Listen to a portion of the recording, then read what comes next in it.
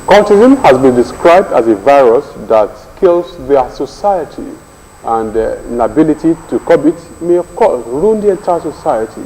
And this week, we have come with the second edition of what we discussed last week, covering the spirit of cultism in our society, the role of stakeholders. My guests are here once again. I have Dr. Simon Otumala from FC Abeokuta. You are welcome, sir. Thank you very much. The PRO of NSCDC, Enugu State, Mr. Dyke Ogbonaya, also joins the conversation this week. You're welcome. Thank you very much. Thanks for joining us. And Comrade Abdul Jabbar Ayila Agbe, the Enugu State Chairman, National Youth Council of Nigeria. You are welcome this week again. Good evening. I'm happy to be back here again. Now, let me quickly take on Dr. Simon Otumala. Now, last week we talked about so many issues that boil down to cultism in our society. And you said that everything started from home, and there's little you can do as a lecturer, as a teacher. But the government, what do you think should be the role of government in taming the tide of cultism in our society? Thank you very much. Last week I remembered and said that there is the internal and there is external manifestation of cultism. Yes. Now, government's role is also dual. Dual in the sense that it is not enough to have programs for cultism within the school system. It is also important to carry programs, development programs that will address the need of the people outside, the cultism that is from the outside. Now, this is what I mean. One of the criteria, one of the conditions that make youth to get involved excessively in cultism is the monetization aspect. When people become willing for the manifestation or for the carrying out of evil agenda, there is a tendency to become to become a cultist. Now, if you see your friend in the society or in your community that is having affluence, that possesses some material that the family on the normal ground cannot provide, and is your friend, and you ask that guy or the lady, how did this thing happen? He tells you that the way out is this route. He will try to indoctrinate the friend into that activity. Now, if the government, I'm not saying government should give out money. There are no free lunch anywhere. But when there are programs, actions of government, programs of government that will make the youth see the good in the society, there is a tendency to reduce involvement or recruitment. The spate of cultism is on the sporadic increase. You said last week that is about, we have over 100 groups, mushroom groups. From here, they bear this name. From here, they bear this name. From here, they bear this name. From here, it's multiple directions. So if government wants to have an end and a decisive end to this thing, from within and from the outside, there should be programs that are pragmatic, programs that are lasting, programs that are purposive, that will drive the development of the average individual, that will empower the youth. Okay. Now, let me come back to the PR of NSCDC in Enugu State. So you talk about rehabilitation of these people, that even your agency tries to rehabilitate them. There is a peace and conflict resolution unit in organization. But oftentimes, don't you see that maybe it's a wasted effort? When you rehabilitate, you release them back to the society, and the more this trend grows in our society, don't you think the people are not doing enough? I think the missing link there, if the speed keeps increasing, is that there should be continuous public education as to the negative effects of this malaise within the society, and that shouldn't stop. For everything, I believe, if there's this continuous education on why we shouldn't get involved in cultism every other time, that is one. Two, there should also be from the government or other stakeholders a way of giving some incentive to learning, and to also de-emphasize the need to join those groups from the government, even from within the school premises too. There could be some programs that could also help them to de-emphasize or shun to be part of those groups. Those will help in bringing the students back to normalcy. Now, oftentimes they have accused politicians of making use of these people during electionary campaign, and this is not hidden. What role is your organization playing to ensure that they don't make use of your members? There's no doubt about this. We have read this in the media, we have seen it ourselves. Many of them have even been paraded by the police that they are cultists and they are tools in the hands of politicians. You have a role to play. The organization has a role to play. So where do we go from here? Well, there is no denying the fact that our politicians contribute in large scale to all this issue of cultism and other forms of social maladies that we are experiencing in our society today. And one of the major reasons, like I said last week, is that one of those things we are doing is constant orientation and reorientation of our young ones, either at community level, at their church and mosque level, and all other areas where youth normally gather. One of those things, you see, last week I talked about self-esteem. When you know you are capable of sitting on that same seat that particular politician is sitting is occupying. At, check the ages of people that are occupying public positions today. Today we have people who are 32 years, who are 33 years, under 40. Speaker of Oyo State House of Assembly is in his early 30s. The Commissioner of Youth in Ogun State is in his 30s. So many special advisors are in their 30s. So when you give them so many sensitization and expose their reasoning to all these benefit, advantage of being who they are, definitely all this, in addition to so many other solutions that have been preferred by stakeholders here, definitely will have a way out. So when you make them realize those things, sometimes you cannot blame, of course, sometimes you cannot blame people for what they do not know about.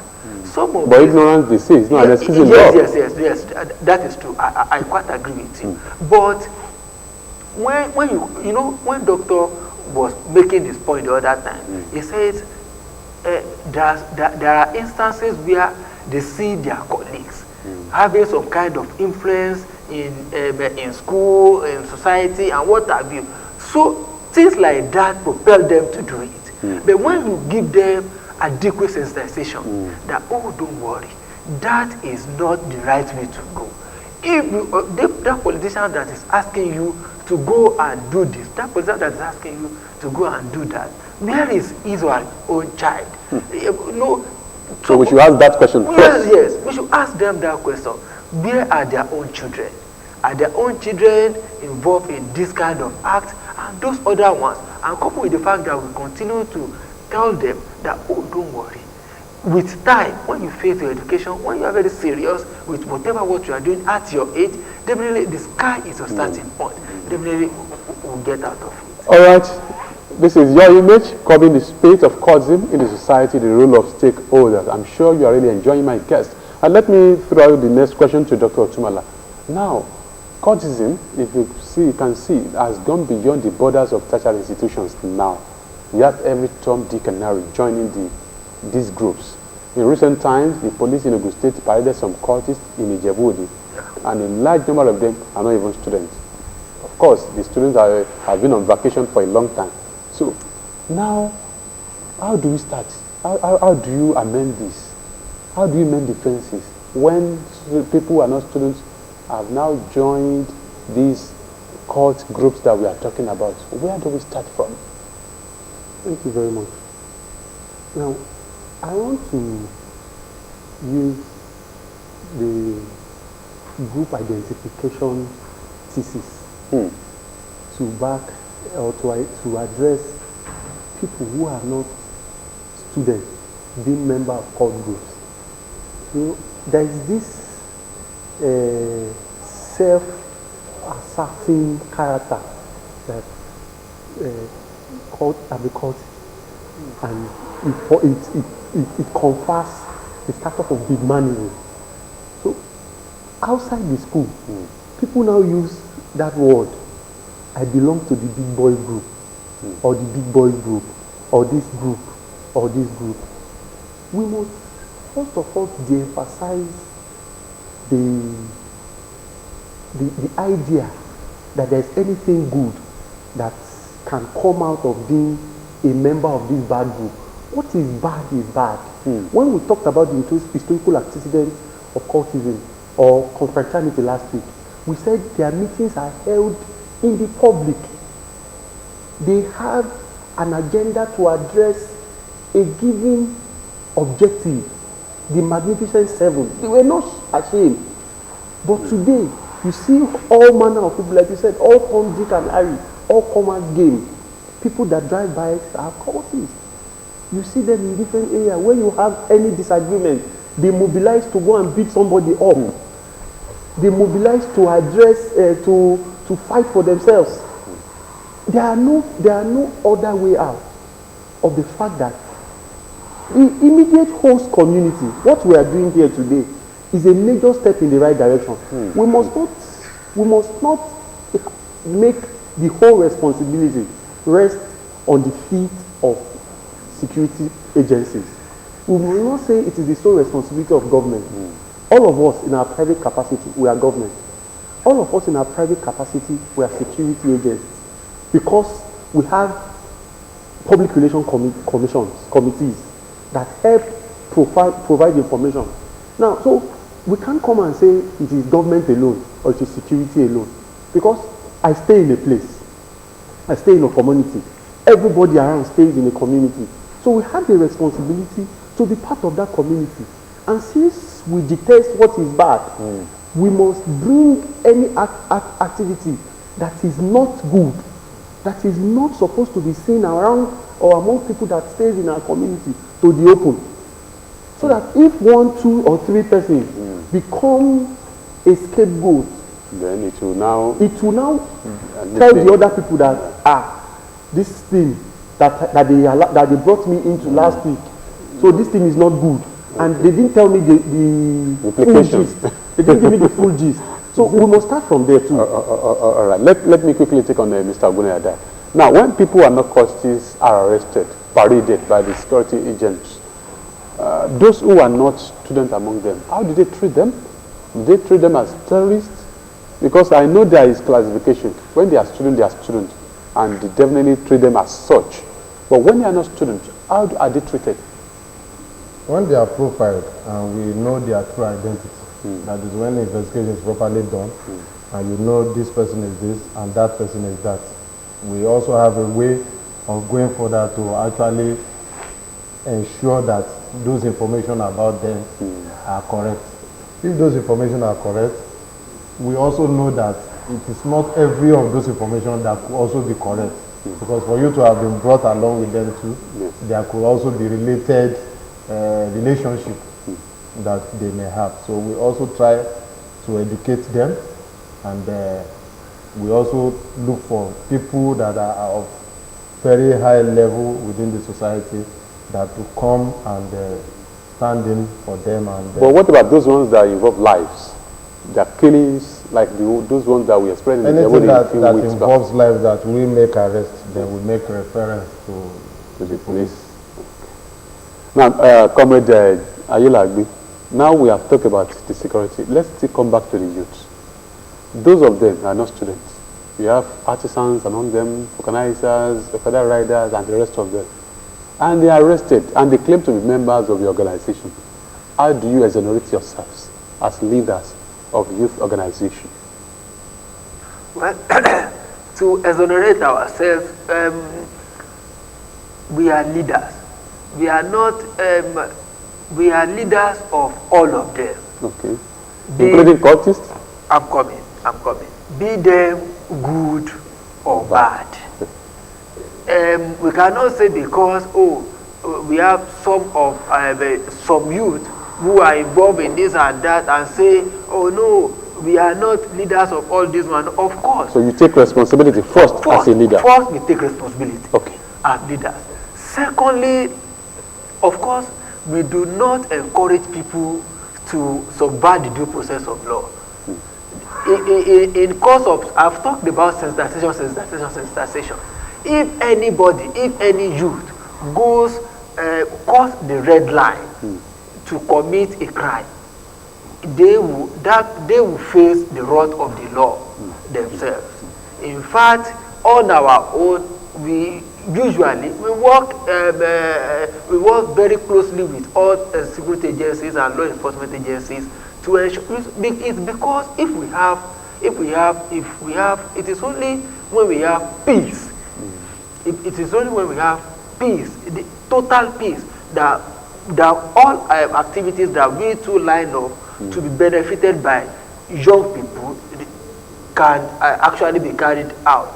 So when any young guy is caught in any act that is capable of subverting the due process of law in society, such a young person will be handed over to law enforcement agencies. They will do, and that will serve as deterrent to others who may be willing to go into those acts of criminality. Curbing the spirit of cultism in the society, roles of stakeholders, and we're going to take a very short submission before we round off this week, and I'm sure you are really enjoying my guest, Dr. Simon Otumala. A very quick one. Don't you think that government should come with a policy that will totally eradicate this spirit of cultism, especially on our various campuses in Nigeria? The need for government to come up with policies or programs that will be carried out by stakeholders in ending cultism in our institution is not just needed at this material time. When the chairman of Youth Council was talking, peace is so fundamental to development. You can't develop outside peace. And the absence of peace in whatever form is inimical. The absence of peace in whatever form will affect the will of development. So for government to achieve its developmental programs, there is need to curb and put a total end, urgent end to cultism. So the time is now. The time is now. And this program should not be theoretical. There must be programs that are achievable, that are practical, that will deliver on the long run, the short and on the long run. Okay. Now, a very quick one from Mr. Ogbonnaya Dike. What should be the overall role of security agencies in curbing this in Nigeria? I want to also go back to what my commander will always say. The security agencies, in their duties, there is no buffer zone, and that implies that my job doesn't start or end somewhere. We work in synergy with each other. So that same robust relationship should be taken further in getting the situation of the spirit of cultism arrested further within our society. That is my take. And as number one youth in Ogun State, talk to your colleagues. Well, the role of making, or the job of making our society to be peaceful, to be orderly, belongs to all of us. The security agencies, stakeholders in the education sector, and all relevant other stakeholders in society. Please, our youth are the future of our society. They are today and they are future of our society. We should all come together to teach them the right values that will make our society much more better, that we can all be proud of. So thank you very much. We should build a society that we all should be proud of, and that is our takeaway on this week's edition of Your Image, Curbing the Spirit of cultism in the society, the role of stakeholders. I want to say a very big thank you to Dr. Simon Otumala. Thank you very much. Thank you very much. And the PRO of NSCDC in Ogun State, Mr. Ogbonnaya Dike, it's been a pleasure having you in our hand today. Thank you very much. And Comrade Abdul-Jabbar Ayinla Agbe, the Chairman of Youth Council in Ogun State, thank you very much. thank you for having me. And for us to have peace, let's give peace a chance. in our society. Until we meet next week, God willing, let's enjoy peace, let's give out peace, and let's embrace peace.